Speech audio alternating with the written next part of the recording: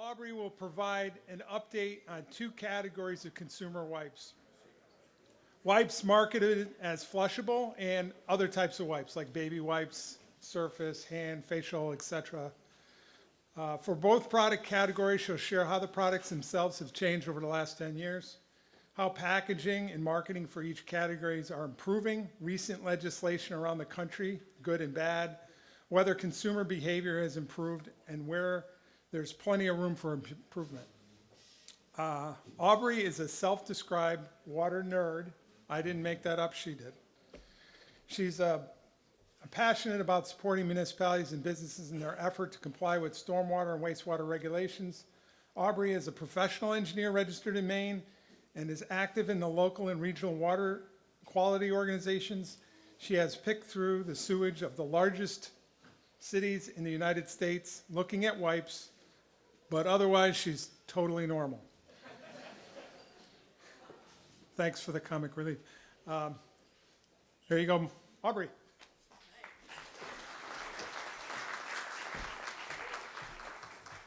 All right, so I wrote that bio myself, so I also thank you for the laugh line. It worked.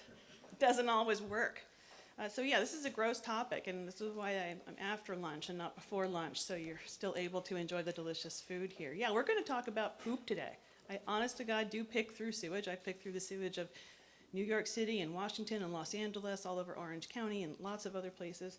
But you know, poop's kind of poop. I'll tell you a little bit about what I find, and I'll tell you about how I got into this.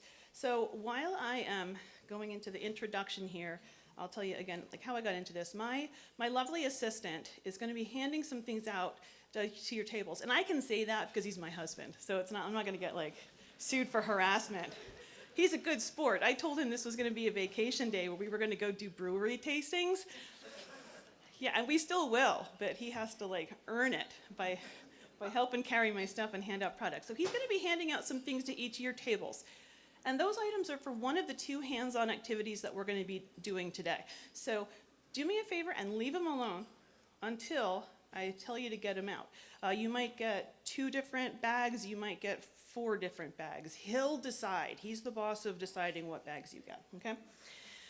So how did I get into this? I was active, and I still am active in the Maine Water Environment Association. I live outside Portland, Maine. We drove down this morning.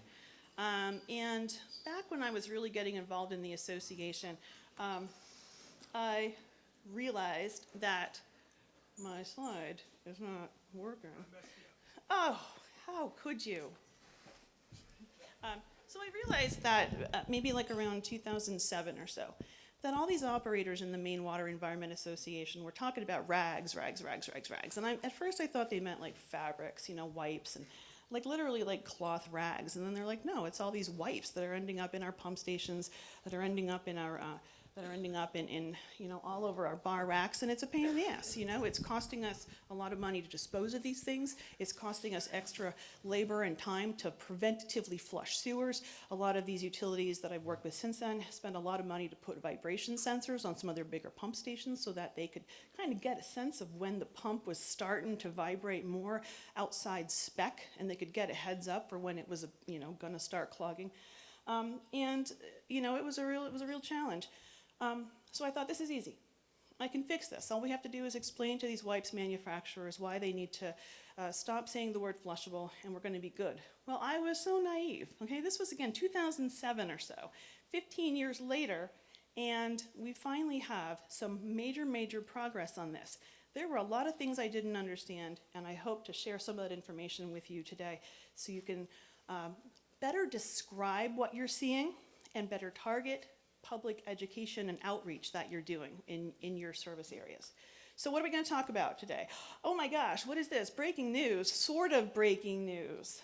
So the last time I did this presentation was on April 1st, and the day before that, there had been an announcement by Senator Susan Collins of Maine and Senator Tim Merkley of Oregon. And that announcement was legislation at the federal level, and it's called the WIPES Act. They spelled it wrong, and I'm not going to lie to you, it drives me nuts. They had to fit an extra P in there, so it's the WIPES Act, WIPPES. Come on, people. Like, You can hire someone to help you figure out a legislation name that doesn't make you spell things wrong. It's called the Wastewater Infrastructure Pollution Prevention and Enforcement Act, WIPPS. It was announced on March 30th, and I will tell you that this gets things right. This tackles the two types of products we're going to be discussing today. It talks about products marketed as flushable, and the standard those products have to satisfy to be able to call themselves flushable.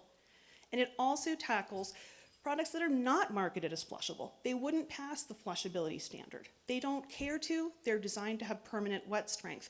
What do those products need to have on their packaging? So I wanted to give you a little spoiler just to keep you here till the end of the presentation, because I'm not going to come back to the details until the end of the presentation, because I want to give you the foundation to understand it a little bit better. So what are we really going to do today? We're going to talk about the terminology. I'm going to talk about forensic examinations or forensic studies. I'm going to tell you how we know exactly what we are seeing in the sewer. I'm going to tell you why I pick through sewage. I'm going to tell you what I find and also what I don't find. And I think at least a few people are going to be surprised about what I do and don't find in pump clogs and in headworks of cities and towns of all different sizes. I'm going to talk a little bit about working with the manufacturers of these products. There are a lot of companies that make wipes. Some of them you know, Kimberly-Clark, Procter & Gamble, Clorox, Georgia Pacific. You know those names. But there are also other company names that you've never heard of, but they make a lot of the brands that you know. They make the wipes for Walgreens, Sam's Club, Walmart, Target, CVS. So they're private label manufacturers, but they make the products for those firms. So you don't even know the name Nice Pack, probably, or Rockline, but they make probably several of the products that are in your house right now. So we'll talk about when the water quality groups first started working with the manufacturers, what we got wrong kind of in those communications, and then what they got wrong and how we kind of came to an understanding. And I don't want to say it was a compromise, but how we worked together and educated each other, and that's the kind of thing that led to this new national legislation.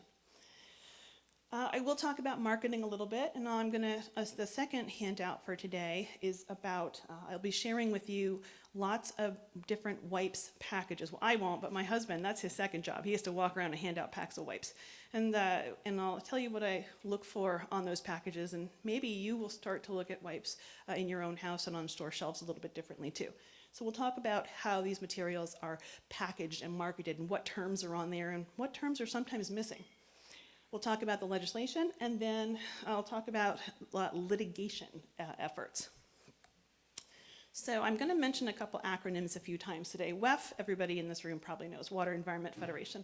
NACWA is the National Association of Clean Water Agencies. They're also based in Washington, D.C., and they really, I mean, WEF has been doing a great job. They've been on this issue since probably, again, like around 2006 or 2007 when I started working on it. But NACWA has an expert named Cynthia Fenley, and she has kept her nose to the grindstone specifically on this issue and understands every nuance that there is. She knows all the people at these big companies. So she has done a lot of work and made a lot of progress on this topic as well. And the very top of the list, there's an organization called INDA.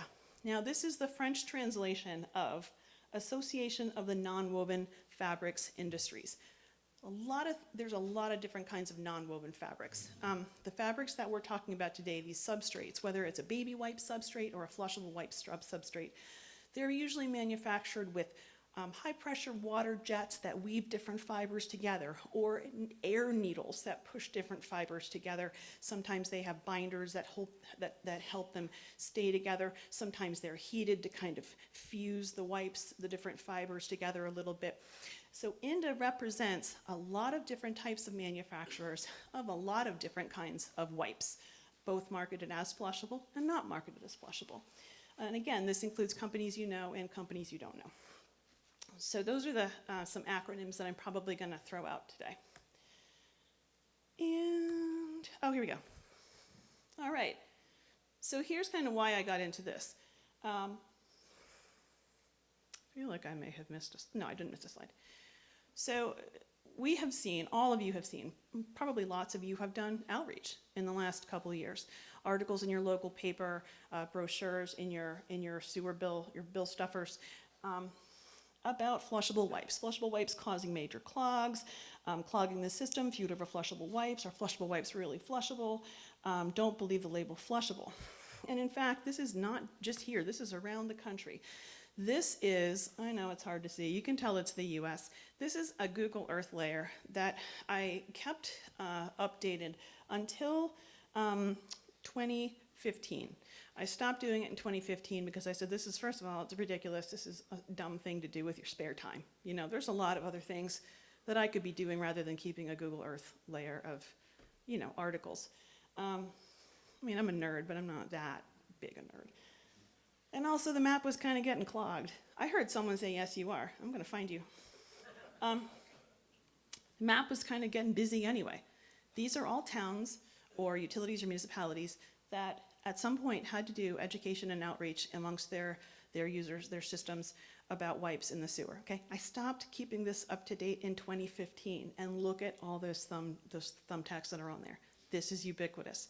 So the downside is that when we have pictures like this and we show people and say, look at these clogs, look at all the flushable wipes, look at what these flushable wipes are doing in our system. The problem is that what we see in a lot of those pictures are not flushable wipes. So when we have articles talking about flushable wipes, or when we do outreach to users of our system, you know, our client, our customers, about flushable wipe, but we're missing a lot of the volume of what's actually in these clogs, we are not only not affecting the behavior change we want, but we're actually causing a little bit of confusion when we use the wrong terms. So that's what we're going to cover next. Terminology. So throughout this presentation, you'll see some slides I use a blue font to talk about things like the legislation or packaging. And in some slides, I use a bright orange font. And I've color-coded those to the two kinds of products that we're marketing. So blue is used to represent flushable wipes. They say flushable on the package. And for one reason or another, I don't really know why this is, a lot of wipes marketed as flushable are in blue packages. So see what I did there? I kind of mirrored their own marketing back to them. Flushable wipes actually say flushable on the package. They're typically made of, they're synthetic fibers. Some of them come from corn, some of them come from bamboo, or a variety of other, so they'll take like a natural fiber and they'll kind of mess with it and make it into a shorter fiber. They're shorter fibers. Paper fibers that you'd see in other types of products are a lot longer than these. So they're short fibers, and these are designed to disperse. Some of them, including some of one of the bigger brands, Kimberly-Clark, the way that they design theirs is they put these fibers in a binder that will dissolve when it's in water, even cold water. And in fact, some of the studies we did early on in Portland, Maine, I think around 2010, we found some Kimberly-Clark flushable products in the sewage, and the Kimberly-Clark person who manages the flushable materials or products was with us, and he was surprised to see his flushable product, that we found it on the headworks in this pump station. So what we realized together because of that study was that where they were testing their wipes, the water was quite a bit warmer than our water in our collection system in March in Portland, Maine. We had a lot of snow melt. The binder was dissolving in this other warmer areas of the country in the tests they were doing, but here we were finding them in Portland, Maine. So Kimberly-Clark took that information, went back and reworked on the binder. So flushable wipes, short fibers, they're designed to disperse. These are a lot more expensive. They come in pretty small packages, and you're gonna pay a lot. Like this only has 16 wipes in it. This package is sold by Walmart. This one has 60 wipes in it. I bought this, I don't think I bought this out of Walmart. I don't know where I bought this, but it was like $3. But if you're gonna buy a baby wipe, a different kind of product, you can get like 500 baby wipes for $1, okay? So flushable wipes are much more expensive, and the reason for that is because these companies have invested so much time and energy in the R&D. These products make them a lot of money. But here's the tricky part, or the maybe surprising part. products marketed as flushable are a tiny percentage of the products on the market. If you were to go to your local grocery store tonight and you do a walk through the store, you might find 200 different brands of wipes, okay? Probably only 10 or 15 of those are going to be marketed as flushable. The others aren't marketed as flushable because they're not designed to be flush, because they're made of a whole different fabric. They're made of a fabric that is designed to have what is called permanent wet strength, which means it doesn't matter how long that wipe, let's just say a baby wipe, is sitting in water. It is not going to weaken, it is not going to soften, it is not supposed to. The reason that the companies make that, and this is another term that I swear to God I'm not making up, they refer to the dreaded poke through. That's what they call it. They don't want your fingers to, look at this, he's giggling, he's like, yeah, that's gross. But like, you don't want your fingers, they don't want a parent's fingers to go through the wipe when they're cleaning their baby's butt, right? Nobody wants that. You might be out at a restaurant or something. So baby wipes are designed to be permanently strong, okay? One baby wipe is really enough to clog internal plumbing, or 2 baby wipes. But flushable wipes probably won't, and as they sit in water, they will continue to dissolve. So back over then to the other side. Not marketed as flushable. Most of the products in the market are not marketed as flushable. They're cheaper, they have long synthetic fibers, they're not designed to disperse, they're designed to last forever. You probably see bits of them coming into your plants even if they go through chopper pumps or grinder pumps upstream. Okay, their fibers will continue to be in that waste stream. They're cheap. And again, these products are baby wipes, surface cleaning wipes, facial wipes, hand wipes, the hand wipes that we have been using for the last couple years now. Those are not marketed as flushable. Those are, probably not marketed as flushable. There was one baby wipe sold in the US a couple of years ago that was marketed as flushable. I found it in a couple different studies, and the manufacturer took it off the market. So the information that we've been pulling together over years has gotten back to these manufacturers. It's gone to the Federal Trade Commission, and based on what we find in these studies, the Federal Trade Commission has taken action against some of those, because it's not truth in advertising, right? That's what that boils down to. People are buying that product, they're spending more, they think they're getting an environmentally preferable product, but if I find it in sewers, it's not breaking down, and they had to take that flushable label off their package. So now we're going to do hands-on activity number 1.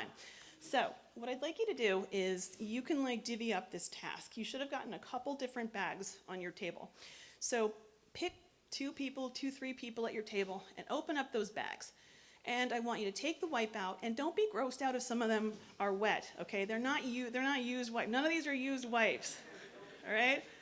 I would be violating so many laws if I handed out used wipes. But I did package some up on the drive on the way down, because I just did this training a month ago, and I didn't realize I'd used up a bunch. So keep track of which bag you have opened. You're going to have a piece of construction paper in each bag. You're going to have a blue at your table, you're going to have a yellow or a green or a red, but you're definitely going to have a blue. So assign one person to open up. We're short on blues, so not everybody has a blue, so I lied. I didn't do that much packaging on the way down, I guess, this morning. So open up that package. Don't mix your bags up. You don't have to return these to me. I'll come around and get the bags and the construction paper. Don't put them in your glasses of water, just in case, because I don't want this facility to be like, oh, this is the worst presenter ever. Look what we have to deal with. What I'd like you to do is hold it up to the light. Hold the product up to the light. Look for a pattern. Look for stripes. Look for dots. Look at the location of the folds on it. Where are the folds? I want you to even stretch it in one direction. Maybe it'll stretch in one direction, but if you turn it 90 degrees, it doesn't stretch in the other direction. Some of them are going to rip real easy. Some of them are a lot harder to rip. Some of them you're going to be able to stretch, or you're going to be able to pull so hard on it, it's not going to go anywhere. And sometimes it'll stretch a lot, like this gentleman down here stretches a lot in one direction, but hardly at all in the other direction, right? Right. Who has a pattern on their wipe? Like a bunny or a duck or a teddy bear.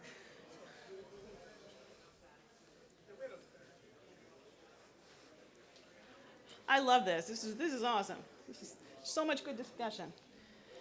Well, let me tell you what you're looking at in those bags. If you want to know what brand you have, I can probably tell you a little bit later. But if you're pulling apart a bag that has a yellow piece of construction paper in it, that's a baby wipe. Chances are you have a little pattern on it, okay? Teddy bears, bunnies, not bunnies, teddy bears, sheep dancing over the moon, all that kind of stuff. Yellow is baby wipes. And if you have a green, you have a surface cleaning wipe. Chances are one end of your wipe might have little perforations on it where it was pulled out of a cylinder and it ripped. So it would have been one sheet that had perforations on it. So sometimes we can tell what it is by looking for those little shards of perforations on the end. So if you have green, you have a cleaning wipe. Does anyone have a wipe that is no, nobody has this one. They ran out of it. There's a product marketed as flushable that's scrubbing bubbles. It's made by SC Johnson and Company. The scrubbing bubbles flushable wipe is totally not flushable. It does not satisfy. It does not satisfy, and I think they've had to stop marketing it as flushable now. But it would drive me crazy. I would find it wrapped around impellers. Like this thing would start out this big, and it would stretch to be like this long. It was insane. Like, maybe it can get down a toilet, but it's gonna stay there pretty much. It was insane. So I need to see if I can package some of those up. If you have a red product, that's a personal hygiene wipe. It's either a facial wipe or a feminine hygiene wipe or a toilet wipe. So that's what was broken down. The blue wipes that you have, those are marketed as flushable. So I'm just curious, at your tables, those of you who had a blue wipe, was that wipe easier to rip? Yes, all right, good. And it should be. Those wipes should not take a lot of pressure because they're designed to be strong when you use them and then break down really fast when they hit water. So good. So I wanted to sort of just have you take a look at how very different these wipes are in terms of size, in terms of how much they stretch in one or more directions, and even how they look. If you want to, if you're not bored already, you can take it, rip it apart, and look at how long those fibers are. One of the things that I take in the field with me when I do this is a little microscope that hooks up to my laptop, so I can actually zoom in on the fibers and take a picture and then go compare it to patents if I need to see what kind of fibers I'm looking at. But the fibers are very different. So, all right. So why do we even care about this? Why would I be collecting wipes and setting them aside and looking at different patterns and looking at different stripes and dots and whatever? And it's because back in 2011, again, we'd been talking with the manufacturers about wipes already. We had tried legislation in Maine and it failed. It failed because the wipes industry, INDA, said, well, we'd rather work with you one-on-one than have you try to pass legislation, because if we have this state legislation and that state legislation and that state legislation, we'd have 50 different types of packaging that we'd have to make sure the right package is getting to the right state, and we don't want to deal with that. We want a national standard, so let's just keep working. Well, one of the things we did was we did this forensic sort at a pump station. It was owned and managed and operated by the Portland Water District. Lots of you probably know Scott Furman through NUEA. He's been like my buddy through this whole thing since 2007. What did we find? Well, we found most of the products that we pulled off of the bar rack. This is a climbing screen in this pump station. Most of what we found were paper products. So we're talking about paper towels. And that continues to be true today. I'm going to show you a study that I just finished up 2 weeks ago in a little bit. Paper products, paper towels are by far the biggest volume that I find in these clogs. Now, are paper towels causing the clog? They're probably not causing the clog. I like to think of them sort of as innocent bystanders. If we didn't have baby wipes, surface wipes, facial wipes, these real strong wipes, the permanent wet strength wipes in the system, most of these pumps could handle paper towels just like they can handle toilet paper, right? We've been able to handle toilet paper for a long time. We've never had to document what's in the pump until recently because of the addition of all these other products to the market. So, a lot of paper products. Baby wipes, 24% of the items we found were baby wipes. 17% were feminine hygiene wipes. And again, feminine hygiene wipes, if you had a wipe that was marketed as red and it stretched just now, that's a feminine hygiene wipe. I don't know why. I don't know what the point is of that. I don't get it, but that's just how it is. So that's what we found in this study. What did we find marketed as flushable? Not much. Only 8% of the things that we pulled out, the individual items, were marketed as flushable. I'm going to show you a couple more recent examples. So this is a project that Virgil and I did, Virgil Lloyd. So Virgil with Fuss & O'Neill, I worked with Fuss & O'Neill for a couple of years and left on really good terms, but they backed me up on this. They understood what you guys were seeing down here, so we did a couple projects when I was at Fuss & O'Neill. One of them was in, I won't name the town in Connecticut, but we went through a pump station clog that town had had. What did we find there? Only 9% of the things that we found in that clog were wipes marketed as flushable. What was the biggest chunk of it? Paper towels. 68% of what we found in that clog was paper towels. Again, they probably didn't cause the clog, they didn't help, but on their own, paper towels probably would not have resulted in a clog in this pump station. Only 9% of them were flushable wipes. Again, a lot of baby wipes.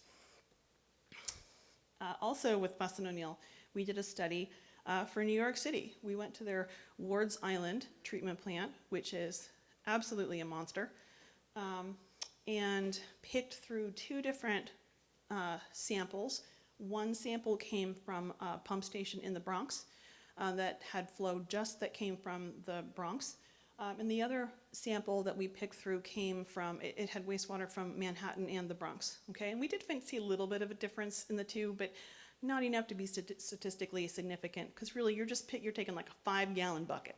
So it's a tiny fraction of what's coming into the pump station at any given time. What did we find there? 1% of the products were flushable wipes, wipes that are actually marketed as flushable. The biggest chunk, so actually, I need to clarify something. I had already subtracted out paper towels. So this pie chart you're looking at here doesn't show paper towels. Paper towels there were also the biggest chunk. This is just wipes. So the biggest individual chunk of wipes we saw were baby wipes. Only 1% of the wipes were marketed as flushable. This is a study that we just wrapped up 2 weeks ago, and I can't name the client, but I'll tell you it's one of the 10 biggest utilities in the country. Sent us a sample to pick through. They wanted to know, what are we seeing on our screens in this pump station? The pump station that this came from does 70 MGD. So to me, that's like massive, because Portland, like in Maine, the biggest treatment plant is permitted for like 16 MGD daily and like 90 MGD max. This is a pump station that does 70 daily and can go up to 280 or something like that. So it's massive. So what did we find in this study? Well, I didn't find any fully intact flushable wipes. I found 7 parts of flushable wipes, just fragments, which is great. That's what I should see. If I see any wipes marketed as flushable, I want to see teeny little bits. They are dispersing. They should be dispersing, so that's good news. But what did I find? I did find a lot of paper towels. Again, like half of what we found was paper towels. And the biggest chunk of wipes that we saw were, non-flushable wipes. Is that right? Oh, no, non-flushable wipes were the 53%, I'm sorry. Why did I choose two colors of orange that were so similar to each other? And in hindsight, that's really bad planning. So yeah, the biggest chunk of what we found were non-flushable wipes, and we did find a lot of paper towels, but not a single full flushable wipe. Good, this is progress. All right, and actually I should back up. How do we even know what we're finding?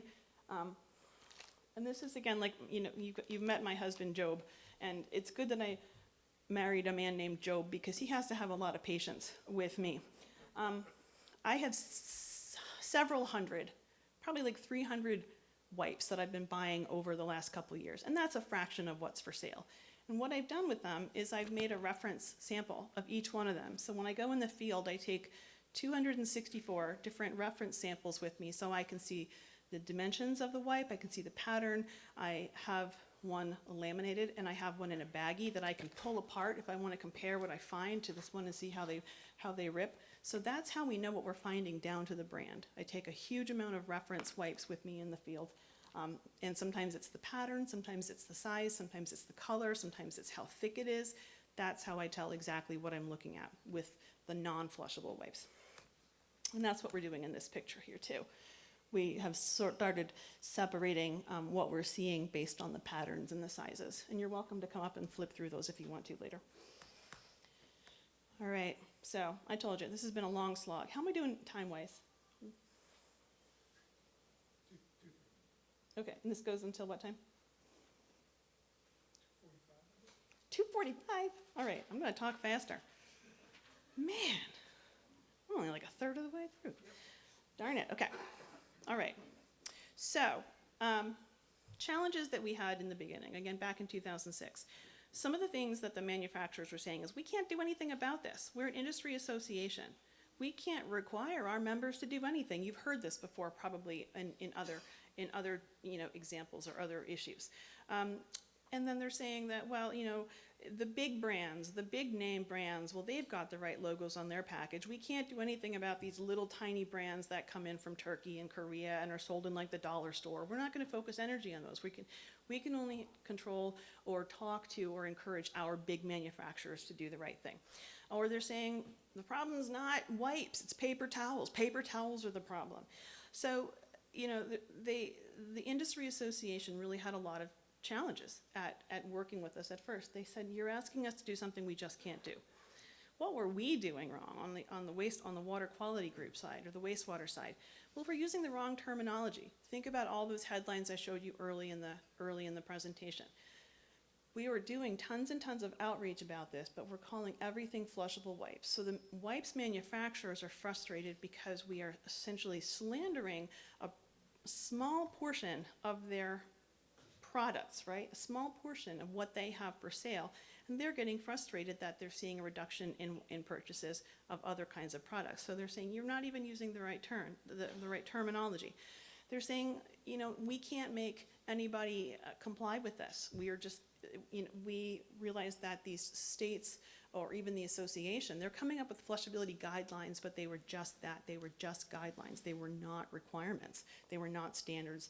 And no national entity like EPA was willing to take this on back then. We saw that the tests that these manufacturers were running to decide if something should be considered flushable or not, marketed as flushable, they didn't really represent our systems. They were overly liberal. They would agitate products too much. They would move products around too much. So they were showing things breaking down when we knew they really wouldn't in the real system, the real world. Originally, the wipes manufacturers didn't include the water quality groups in their conversations at all. We learned about these things kind of as they released the flushability standards. Well, it's too late for us to be able to work with you to come up with something that we can all agree on if you don't even involve us. So I'm going to go through this a little bit quickly. Flushable wipes. What does it mean if something is flushable? Well, it took a lot of work. It took many, many years and several iterations to get to this, but there is a standard that has been approved by the water quality groups, WEF, NAQUA, et cetera. And it's called the 4th edition of the guidelines for assessing the flushability of disposable non-woven products. It just rolls right off the tongue, right? So we're just going to call it the 4th edition. So this involved US and Canadian representatives, and from Maine, it was Scott Furman, again, who's with the Portland Water District, who many of you knew. This was what Scott focused on. I focused on something a little bit different, and this is what Scott focused on. And it was finalized in November 2018. So as of 2018, we now have a standard for what a set of tests that a wipe should pass, needs to pass if they want to call it flushable. How are the companies doing? Well, they're doing okay. I'm not going to pass these around just because I want to save time, but let me read to you. These are so tiny, I can't even read these. I'm going to read to you what's on the back of this package, okay? This is a package, again, this is a big manufacturer. This is sold by Walmart, so you know a lot of these are sold, right? So one of the things it says is, oh my God, I need to get reading glasses. It says, independent lab testing shows these wipes meet INDA flushable product guidelines. So right off the bat, I don't like that. Okay, there were several editions of the flushable guidelines, right? Which edition is this product meeting? Is this passing the 4th edition? I don't know. And here's why I don't think it does. It says, Ignoring disposal instructions may lead to clogs, property damage, or regulatory violations. Not all systems can accept flushable wipes. Do not flush if violates local rules, using RV, marine, or aviation system, using a macerator toilet or household pump. Fat or grease are put in any drain if you are unsure of system capability. Who has a house that there's no fat at all going down the drain? Like everybody, there's always going to be a little bit of residual. Only if it's permitted by local rules, you're fine. Only one wipe per flush if there's no history of clogs or backups, and if the septic system follows the EPA schedule for alternative systems annual inspection and pumping. If problems, I'm still reading just one package. This is just one package. If a problem is noticed, dispose of in trash and stop flushing. No one's gonna read that, right? That's a massive table on the back of the package, and it's like size -2 font, you know? Like, it's almost like, I can't tell, is there a language there or not? Like, I can barely read that. So it's not okay. If your product, you have to have all that fine print and all those footnotes on the product, it's probably not meeting the right standard. So I brought 3 examples that all pretty much have the same fine print language on the back. Not okay. But the good news is that most of the products on the market don't need all that fine print. And if you go to your store tonight, take a look at a wipe marketed as flushable, and it probably is not going to have all that stupid fine print, because it's probably meeting the 4th edition standard, which is what we've all agreed to. So what happens if a wipe is not marketed as flushable? Well, there's a separate standard that applies to that, and it's called the Code of Practice. Now, it was finalized at roughly around the same time as the flushability guidelines. It's packaged together with it. And essentially what it means is that there needs to be a standard do not flush logo. I'm going to show you what it looks like. And it came up with a couple other criteria for what needs to be on that package. This was what I tackled. So Scott Furman tackled products marketed as flushable. I stayed on the track of, if it's not going to be marketed as flushable, how should we be advertising it to the consumer? What do we need to have on the package so the consumer understands what to do with that product? So I'm going to show you what it looks like. So this is the standard do not flush symbol. This is being used in not just the US, but also Canada. Again, our Canadian partners are part of this. And, there are other do not flush symbols out there, and the manufacturers are discouraged from using those. Use the standard one, because we can all educate consumers to look for this. The package needs to have this logo on it at 2 places. It needs to be on the side of the package facing the consumer in the store. So you're standing at the store, you're looking at the shelf, you should see this logo facing you. You should also see it where the wipe comes out of the package. Some of the things that we worked on is, how big does it have to be? So it doesn't have a size standard, but it needs to be a certain percentage of the package size. The smaller the package, the smaller this can be and still meet the standard. Big packages need to have a bigger logo. And the color or contrast should be contrasting. So if you have a light blue package, don't put a light blue do not flush logo on it. It could be green, it could be black, it could be bright white, something that contrasts with the package color. So what we're going to do now is I'm going to have Job hand out a couple other things. So what we've been doing, or what I did earlier this year for another presentation, was I took a bunch of products that are on store shelves right now, and I put a little report card on them for how I think they're doing. So I'm going to pass those out. Some of these have the report card on them. Some of them are great, and they pretty much pass all of the standards. Some of these products are big name brands that are not getting anything right. They're using the wrong logo, or it's silent, or the logo blends right into the package, or it's only on one spot on the package. So, yep, all 3 of those. Do you want the ones without report cards passed out? Yeah, you can mix them up. So he's going to hand out some that have report cards on them that I did, but he's also good, not these. Well, no, not those. Those are the flushables. So you can take a look at the ones that don't have report cards and tell me if you think that they've got it right, that they have the correct logo on, that it's large enough, it's on both places that it needs to be on the package, and it's a high contrast. I will show you roughly how the manufacturers decide whether their product needs to have a do not flush logo on it. So first of all, if it's going to be constructed of a non-woven fabric, it's not just a paper towel, then we need to continue on and evaluate it. So the Code of Practice covers it. If it's made of a non-woven fabric, the Code of Practice covers it. Then, if that product is marketed as a baby wipe, then we have to continue in the Code of Practice. So the Code of Practice covers baby wipes. Okay, baby wipes are going to need to have a do not flush logo on them. If the product is going to be used in a way that it could be contaminated with feces, blood, urine, or other kinds of wastes, so if it's going to be used in a bathroom setting, then it needs to have the do not flush logo on it. It's silent on medical wipes, and actually I do see a lot of medical wipes in sewer systems. These are the type of wipes that you couldn't buy on a shelf, but nursing homes or hospitals or rehab facilities would buy. I do see a lot of medical wipes, so that's a place where we know there needs to be improvement on the packaging. And then lastly, if the product's designed to be used in a bathroom setting, then the do not flush logo is required. If it's going to be used in a bathroom, there's a high chance it's going to be flushed in a toilet. So that's why the wipes manufacturers agreed that, yeah, we agree, if it's going to be used in a bathroom, it should have the do not flush logo on it. All right, so how are they doing? This is what I've started handing out ahead of time. Take a look at whether they are using the right logo on the package. If the logo is it teeny, teeny, tiny and you can barely see it, or is it appropriately sized? Does it blend into the package, or does it fade away, or does it stand out to you? So take a look at those. That's hands-on number 2. Legislation. Luckily, I can kind of fast forward with legislation by saying a couple things. There were several states that tried legislation aimed at, again, what we were saying at the time in 2010, we were referring to flushable wipes. We hadn't yet understood the nuance that only a small amount of these products are marketed as flushable. So a lot of this legislation was not very well written. It lumped all these products into a category where they didn't belong. So we learned a lot since 2010.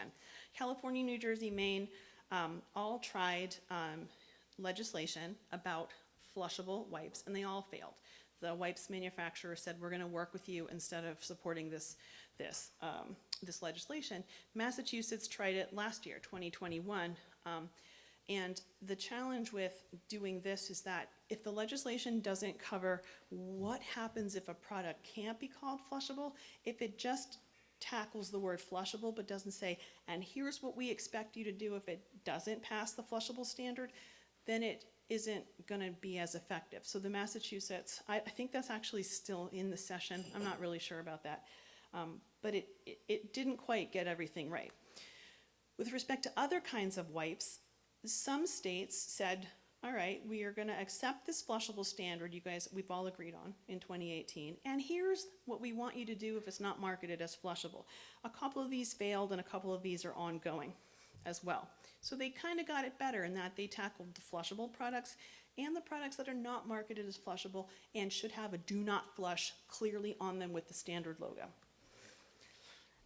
And I can skip that because here's a big thing. Here we're back to the WPCA Act, all right? So what does this do? And I'm not going to get political here, but I will say Senator Collins, she gets some stuff right, and she gets some stuff not right. She got this right. She got this right because she reached out to NACWA and she reached out to these state associations that have been tackling this for a long time. So not only does this legislation, the WPCA, and it's not just her, it's also Senator Merkley, it adopts that into 4th edition that I told you about. The standard that we've all agreed on for what can be flushable, it adopts that. It also adopts the code of practice that came out as a partner to that flushability standard. It adopts those as the standard. This is fantastic because that's what we and INDA and all these companies have been putting our energy into for the last couple of years, trying to get everyone to use the same logo and the same standard. So the legislation does that. They get both of those right. The third thing they get right is it includes some educational grants. Communities that have been dealing with this issue can apply for grant funding. The funding is offered by the EPA to reach out to your users and explain the difference between marketed as flushable and what that means and other products that are not marketed as flushable. So there's grant money included in this, which is fantastic. It also includes enforcement. It includes fines of up to $100,000 per violation. That means per product, per store. So let's just say you have a product and you're sold in like Target and Walmart and CVS and Walgreens in a state. You can get a fine for each place that product that doesn't have the right do not flush or messes up the flushability standard, you know, this fine print, you can get fined, you as a manufacturer can get fined for having that in each one of those stores. And the fines are not tiny. And those fines, the enforcement piece of it is going to be the Federal Trade Commission. A lot of the work I've done has gone to the Federal Trade Commission, and they've taken action on these kinds of things before, so they know what they're doing. They know how to do this. And then the downside, sort of, is that states that did pass their own legislation, well, this preempts them, okay? Even if a state passed its own legislation, California, for example, did pass its own state legislation, this WIPES Act will supersede that.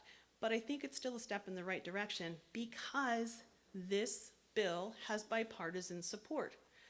Even in Republican districts, which usually it's Republican districts that have fought this, because that's where a lot of these big industries are located, or they have lobbying firms in those areas. That's been the challenge before, is getting bipartisan support. Well, now that the association that makes these wipes is supportive of this, they're supportive of this because they don't have to be the bad guy. The Federal Trade Commission is going to be the bad guy. The Federal Trade Commission is saying, we're going to do the enforcement. It takes that burden off the wipes manufacturers from having to scold their own members and say, hey, you know, Procter & Gamble, you got to step it up and fix your packaging. That's why the association, the manufacturers themselves support this, and that's why I think it's going to have good support going forward. And it does have good support. The wipes manufacturers signed on to it. Both Senator Collins' press release about this and Senator Merkley's press release about this had quotes in from some of these large companies saying, yeah, this gets everything right, we support this. So it's one of the few things that we have bipartisan support of in this session, and I'm really excited about it. So here's the summary about litigation. It's a hot mess, okay? Litigation, when this started happening in maybe like 2010, 2011, you know, Virgil's getting calls from lots of attorneys saying, oh, hey, we know you do wipe stuff. We want to sue these flushable wipes manufacturers. And what's the challenge there? They want to sue the flushable wipes manufacturers. It's the same manufacturers as people who make baby wipes. It's Procter & Gamble, it's Kimberly-Clark. And what they need to do is find proof that it is the product marketed as flushable that has caused the damage in the system. That's what the court requires. You want to sue this manufacturer for this product saying it damaged your system, you have to find the proof. We were not finding the flushable marketed wipes in the system. We're finding baby wipes. And that's why a lot of litigation failed. They just couldn't find the evidence to show that it was the flushable, marketed as flushable wipes that were causing the damage. It was the baby wipes, surface wipes, facial wipes, etc. Only one suit has been successful, and I don't know why the company settled, to be totally honest with you. Kimberly-Clark makes a fantastic flushable wipe, and it signed on for a settlement with the city of Charleston, South Carolina. Kind of surprised that it happened, but you know, I'm not the boss of them. So a lot of the other suits just died. They all just went away because these companies, these law firms, they just couldn't find proof that it was the flushable products. So usually I don't return those calls. Public education, this is the end. This is the end of the presentation. And he's like, thank God, because how long is she gonna go? I do an 8-hour training course on wipes though. 8-hour, okay? And it's amazing, okay? It's hilarious, okay? If you think I'm like telling, I have so many fun stories that cannot fit into this session. What I want to say about public education, if there's one thing I encourage you to do is think about the terms you use. If you are doing education and outreach about don't flush flushable wipes, okay, you are missing the stuff that is truly causing the clogs in your system. And it confuses people because you may think it's obvious that if a product marketed as flushable, if my utility is telling me not to flush this, well, then I probably shouldn't flush that other stuff. It is totally not common sense to the average consumer. They don't realize that baby wipes are a different material. They don't care. You know, they're not going to think twice about this. So if you want to do public education, focus on the term wipes. Okay, just say wipes. Are you going to annoy probably some of the companies that make a very good flushable wipe? Yes, you are. Okay, but you know, eventually, what's going to come out of this is much better, again, marketing that everybody can agree on, because everybody has now agreed on what should be on the package if it's not marketed as flushable, right? This is a huge deal. I want to see some heads nodding. This is a huge deal, right? You all get that, right? So now there's these things that we've all agreed on. It's amazing. So if you're gonna do marketing, just say wipes. Stay away from saying stop flushing flushable wipes, because you're almost working against your cause. And I have lots of examples up here with me for how some of these can be done. I like this one. This is from California. Wipes clog pipes. What can I do? Oh my God, that's so clever, right? I love it. I think there should be like a wordle that you end with the word wipes. And I don't know. I should think on that some more. I invented that, so no one steal it from me. Okay. So these are examples of how you can cleverly go out and do marketing and outreach to your users about just wipes. Just say wipes. Don't even get into the details on it. So with that, oh, Erica's not here, so I don't even have to have Erica's name on there. You can email her, I guess, if you have questions, but she'll be like, who are you? Why are you emailing me? You can certainly email me questions after the fact, and I think if we have time, I would love to answer questions, because I have a lot of enthusiasm, if you didn't figure that out. Who has questions? Who wants to talk? Oh. Has there been any consideration to color coding wipes? Yeah. Because as a parent of a young child, at 3 in the morning, I'm not about to read the back of the package, with the lights off. Mm-hmm. The question is, could you make the wipes that are non-flushable black, Make them, or, red, yellow? I mean, yeah, very clear, because they look like toilet paper. they do, yep. So it gives you the false impression that you can actually flush them. Not that I have, but No, I wasn't going to accuse you of it, because you know better. Yeah, so the question is, has there been any thought to kind of color coding a wipe? Yes, we did talk to the manufacturers about this back in, I want to say 2010, and they shot the idea down. Because what they have seen, so I have proof that they were lying.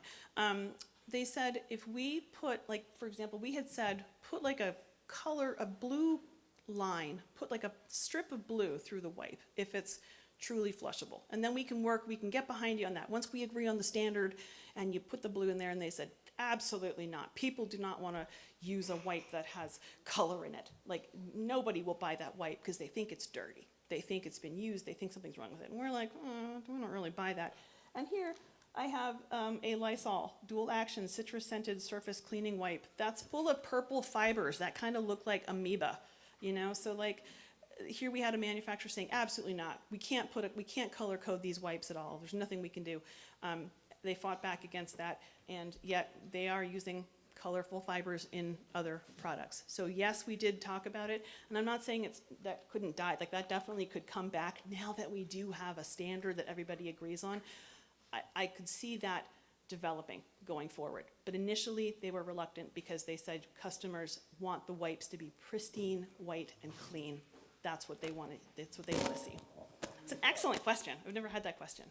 What about, I don't know if you can hear me, but what about getting the WPCAs to agree to some kind of surcharge on the sewer bills that says wipe charge? Even if it's, I don't want to say not true, but if it's affecting us, if people start seeing a charge on there, and I know when I get a water bill and I see a capital charge on there, I question it. If they start seeing a charge on there for wipes, and whether everyone's dealing or not, they're going to start questioning it. And if they question it, may they either stop using it or, find out why is there a charge on here? Great. So it's a great question. Did everybody hear the question? Why don't we have like a surcharge? So I can tell you that the answer is 100% political. In Maine, back in, I think, 2012, Maine DEP supported legislation that would create just the kind of fund that you're talking about. It would create the fund into which the surcharge would flow. So before you can implement the surcharge, you have to have the regulatory mechanism to create it. So we created this fund, and what it allowed Maine to do is do exactly what you talked about. Products that are not flushable, and again, back then we didn't understand what flushable meant for real, but now that we do. Baby wipes, surface wipes, all those things. In theory, there could be a surcharge on the sale of them that would flow into this fund, and that fund would be available for wastewater utilities around Maine to be able to draw from. So for pump replacements, for buying a new jetter truck, for all that kind of thing. And the only reason it hasn't been used is political will. We had a governor who didn't support it and refused to allow it to go into effect. Maine has a lot of, Maine has 2 districts. The southern district is Democrat, the northern district is Republican, and just so far there's not enough support in Maine's legislature to do this. So just political, that we have the fund ready to go, we have the mechanism, we just can't fund it. You had a follow-up? I wasn't referring to legislation, I was actually referring to the WPCA's. Like, even the water companies will sometimes charge a surcharge in there, and whether that's gotta get approval, I guess that could be a question. But if each of us that have WPCA's could put a surcharge on there, they do it for storm water, there's, some authorities are actually putting stormwater charges on there, as opposed to a state legislation where like the paint Right, yeah. I see. recycling program, I'm not talking about that, I'm talking about, let's get it from our end, push it back to the community so they see what the effect Yeah. is. And so, thank you. I had taken your question in a different direction. You're right. I don't know, that I guess would be up to the individual utility, whether you can do that. I think then it would still depend on the support of your trustees or your board to support it. Yeah, thank you for clarifying your question. I appreciate that. Other questions? There's gotta be some. There's gotta be. Oh, in the back. For us, people that operate jetting equipment and vac trucks, have you ever done any studies when you have to remove like a serious blockage of wipes and how the equipment that's used is effective against like wipes specifically? I mean, I've never had a blockage entirely due to wipes, so I'm just curious if you've ever studied that. I have not studied the difference between like one nozzle versus another, or temperature, water temperature here versus here. But I do know that one of the things that I've seen really exacerbates the issue is lines that have a lot of fats, oil, and grease. Because what you have is you have wipes which have a roughly like a sort of like a cationic. They're they're sort of positively. They have a positive charge, and then grease tends to be a negative charge, so you get a wipe and then it builds up a layer of grease on both sides, and then what happens, another wipe sticks to it. So I have seen phone books, kind of like phone books of greasy, disgusting wipes. So I think it doesn't answer your question, but it is the one correlation that I've seen in the systems, that you tend to have more blockages where you have fats, oil, and grease, which is, you probably all heard of the fatberg, right? You remember a couple years ago, London had this like 1.25 mile long clog of greasy wipes, and they called it the fatberg. And then somebody else, Chicago, I guess, had one that was the size of a Boeing 747. And I don't know who went out there and measured that, but so systems or lines that have a lot of fat, oil, and grease do tend to have a bigger issue. In terms of the jetting equipment, I don't have an answer. Sorry. Any other questions? Oh, we got to cut it off. All right. Well, if you think of any, or you were too shy to ask your wife's question, come see me. I'll be here for a little bit, and then I'm going to a brewery.